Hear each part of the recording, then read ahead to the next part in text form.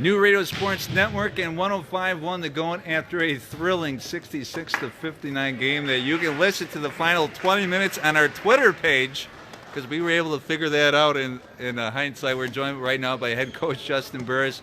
And Coach, what did you tell your team after this one? After seeing, maybe the ghosts of old bygones maybe come back a little bit, but this time they were able to hold on. No, well, we said after 3 wins in conference, we shouldn't hear any more of those questions from radio or from news reporters. I thought that would be gone.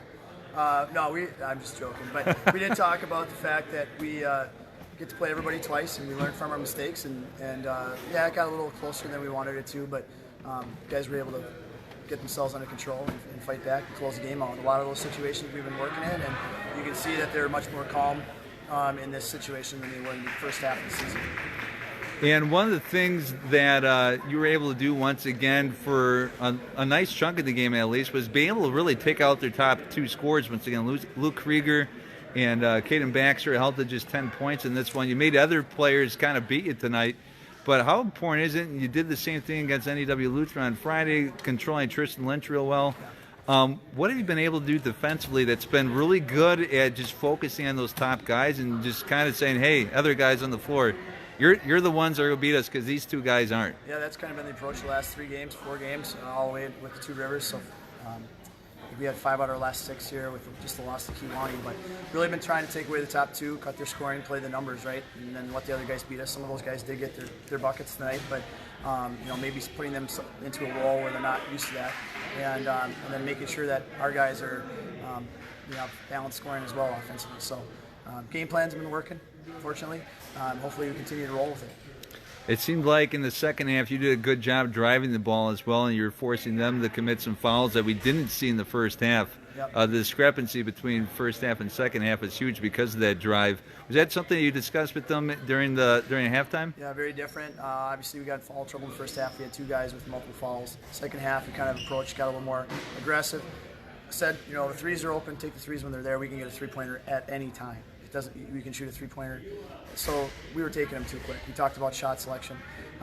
We talked about the 4 things that they really hurt us with last time: shot selection, second chance points. I said, I've seen a lot of the same things in this game, and if we don't fix at least 2 or 3 of those things, it's going to come back to bite us in the butt. They continued with second chance points, and that was one thing that we just couldn't get over the hump with. They were boxing out, getting a body on them, but they were also beating us to the loose balls. But again, just fixing 2 of those 4 objectives or goals really kind of made the difference for us. So I lost my train of thought. I'm sorry. No problem. But basically by able to hone in on attacking, that's where I was going with it. Attacking, getting to the rim, obviously ended up going into foul trouble. We got to the line and we were shooting a lot of free throws. Down in the stretch, the situation was really not even to let them shoot. We had 3 fouls to give. We talked about if they get anything, just get a hand on them, take it out, pass the ball back in, drain 30 seconds off the clock, game over. And then we had our 5 best free throw shooters on the floor. Goodman Pembine comes up tomorrow. Long trip to Goodman Pembine. What do we know about that team?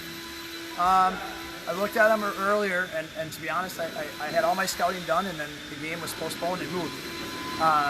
So I don't have that even mindset to tell you much about them. I know that they've improved within the last 3-4 years.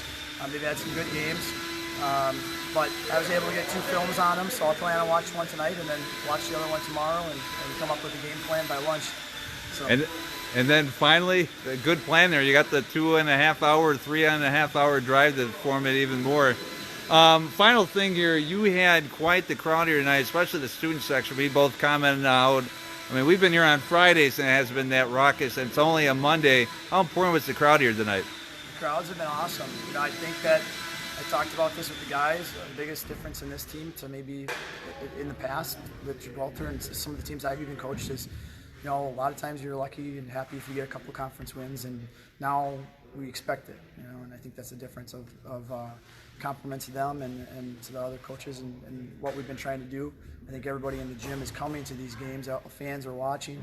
I think a lot of people are expecting now that we can win any game, anybody that we face, and that's a good feeling. You can kind of feel it in the locker room, and that's a great feeling. That's all I gotta say.